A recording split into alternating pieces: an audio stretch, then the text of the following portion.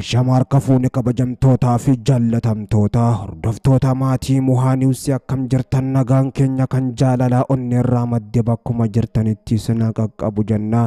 Kabajamtootaa fi jaallatamtoota hordoftoota maatii Muhaa Niwusii oduu keenya ammaaf qabanne isinitti himuudhaan hagaduma sagantaatti si waliin kan turus ana Muhaa Oromooti. Hagaduma sagantaatti nu waliin turan afeerraa keenya gamanumaan viidiyoo keenya like share gochuu sin dagatinaadha.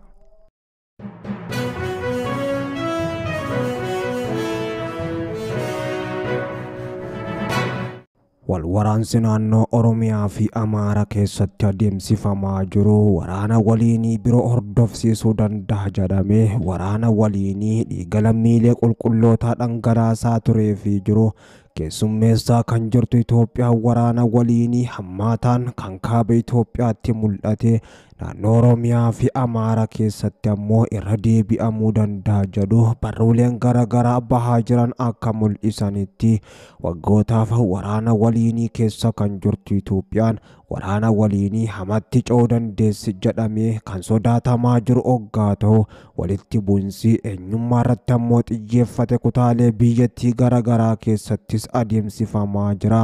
Naannoo Oromiyaa keessatti wal waraansi waraana bilisummaa Oromoo fi mootummaa Itoophiyaa jidduutti adeemaa jiru gaagama qabeenyaa fi lubbuu namaa hordofsiisaa kan jiru yoo ta'u qaamoleen lamaan marii nagaa marsaa lamaan adeemsisaa turan irratti walii galuu dhabuun yaaddoo nageenyaa guddaas uumee jira.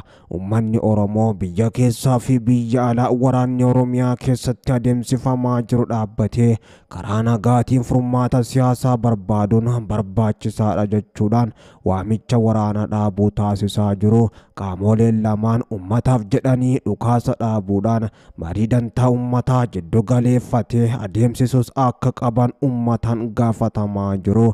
Gama biraatiin ammoo haleellaan humni finxaaleessifannoo godinaalee Oromiyaa naannoo Amaaraatiin wal daangessan kanneen akka Wallagga Bahaa, Horroo Guduruu, Wallaggaa Shawaa Bahaa fi Shawaa Kaabaa irratti taasisaa jiru hordofee yaaddoon haleellaa eenyummaatis uumamee jira. Humni finxaaleessifannoo kana malees ammoo saboota naannoo Amaaraa keessa jiraatan irratti haleellaa raawwatu jabeesseetis itti fufuun yaaddoo biraatti mul'achaa jira.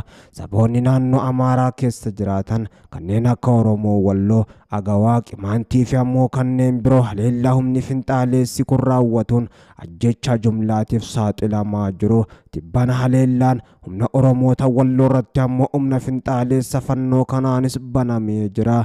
Namoonni hedduunis sababii kanaan lubbuu dhabuu ragaaleen hedduun baanis mul'isaa jiru.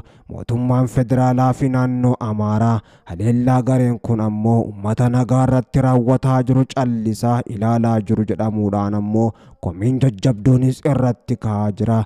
Gama biraatiin ammoo waraanni naannoo Amaaraa keessatti mootummaa fi fannoo jidduutti adeemsifamaa jiru yaaddoo waraana waliinii birootis tahee jira. Barruun Foreign Policy'n tibbana qabatee ammoo waraanni naannoo Oromiyaa keessatti waraana bilisummaa Oromoo fi mootummaa Itoophiyaa jidduutti akkasuma naannoo Amaaraa keessatti mootummaa fi humna fannoo jidduutti adeemsifamaa jiru waraana waliinitti ammoo guddachuu dandaas jedha. Waraana kaaba Itoophiyaatti adeemsifameen namoonni miiliyoona tokkotti dhiyaatan ammoo waraana beelaa fi akkasuma dhukkubaan dhumuu isaanii qorannoon yuunivarsiitii biyya Beeljiim tokkos ifoomsuunsaa ni yaadatama. Kan kanarra hamaatis ammoo sababii waraana Oromiyaa fi Amaaraa keessatti gaggeeffamaa jiru kanaan ammoo lubbuun kumoota hedduu ammas deebuudhaan baduu dandeessi jechuudhaan ammoo barruun Foreign Policy'n qabatee baase kunis ifoomsee jira.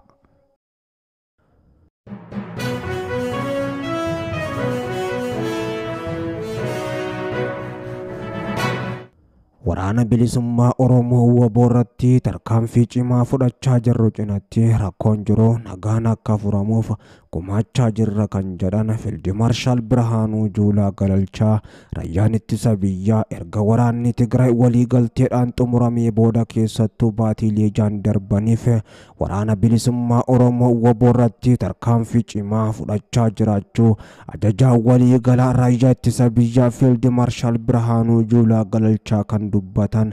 Fiild Maarshaalichi ammoo gaafii fi deebii EBC waliin taasisaniin kana kan jaana marii marsaa lammaffaa sadaffaa mootummaa Itoophiyaa fi waraana bilisummaa Oromoo WBO gidduutti Tanzaaniyaatti gaggeeffame irratti ammoo gama waraana bilisummaa Oromoo WBO irraa gaafiileen sirna heera mootummaa fi mootummaa amma jiru kana kan Abiy Ahmad diiguu dhiyaachuu isaatiin ammoo walii galtee malee goolabamus ammallee marii marsaa sadaffaadhaaf qophii ta'us himanii jiru. Fiildi Maarshaal Birhaanuu Juulaa galalchaadha.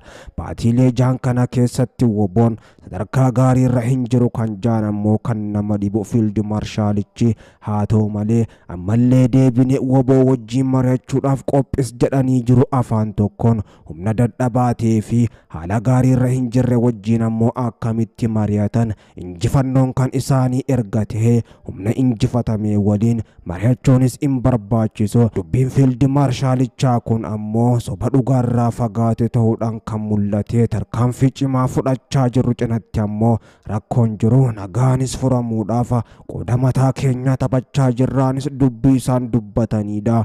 Fiildi Maarshaalichi WBO laafifnee jirra tarkaanfii jabduus irratti fudhachaa jirra. Erga waliigalteen Piriitooriyaa mallattaa'e as ammoo waraanni Tigraayitti gaggeeffamaa dhaabbatee WBO gubbattis tarkaanfii fudhachaa jirra kan jaan WBO'n dirree waraanaatti injifatamullee ammoo ilaalchi isaa hanga jiraatetti ammallee mariin marsaa sadaffaa godhamee nageenya akka dhufu otoo godhan gaariidhas jechuudhaan dubbatanii jiru. Bifa kanaan ammallee sodaa WBO'rraa qaban kan dubbatan WBO rukunnee jirra. Haalli inni irra jirus ammoo baatiilee jaan darban kana keessas dadhabaadha jedhanii dubbatanis marii marsaa sadaffaatiif qophii jechuudhaan Fiildi Maarshaalichi dubbatanii jiru. WBO'n sadarkaa gaarii irra hin jiruu fi tarkaanfii jabduu gubbatti fudhachaa jirraa kan jaan Fiildi Maarshaalicha yoo ta'an ammoo ajajaan waraana bilisummaa Oromoo Jalmarroon ammoo erga gara biyyaatti Tanzaaniyaa irraa deebi'anii humna isaanii bobbaasuudhaan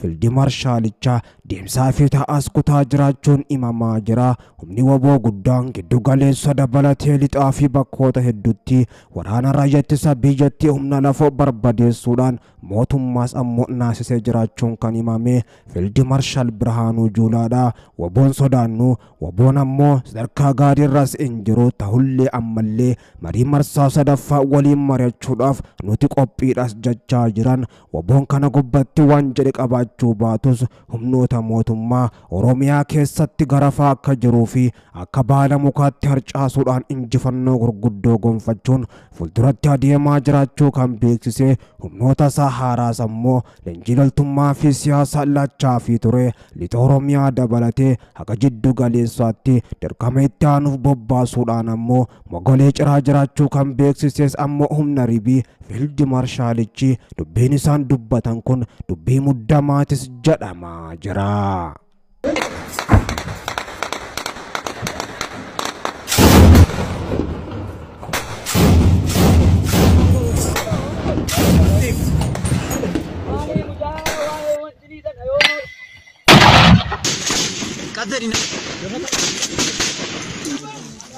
Repa kazini bule!